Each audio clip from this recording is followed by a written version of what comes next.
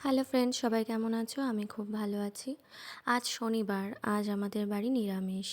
তো প্রত্যেক শনিবারের মতনই আজও হাঁড়ি থেকে ভাতই শেষ হবে না। তাই জন্য ভাবলাম কি খাওয়া যায়। কদিন আগে শাক রান্না করেছিলাম, খুব ভাল লাগছিল খেতে। তাই মাকে বললাম যে চলো তাহলে ফল জমির পাশে কিছু শাক হচ্ছে, সেখান থেকেই কিছু শাক নিয়ে আসি। তো যেমন ভাবনা তেমন কাজ, চলে গেছে আমি আর শাশুড়ি মা মিলে দুজনেই ফল জমিতে।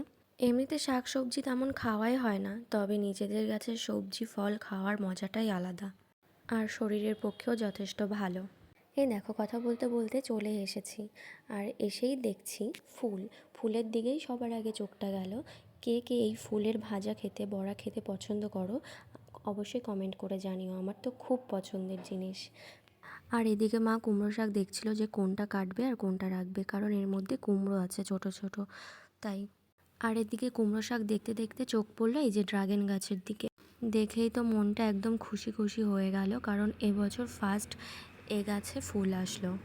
এবার দেখার পালা এই ফুলটা থেকে ফল হয় কি না। যদি হয় তাহলে তোমাদের সাথে অবশ্যই শেয়ার করব। আর এই যে আমরা এখন বাড়ি চলে যাচ্ছি, আর বাড়ি গিয়ে সব সবজিগুলো আমরা ঢেলে নিয়েছি।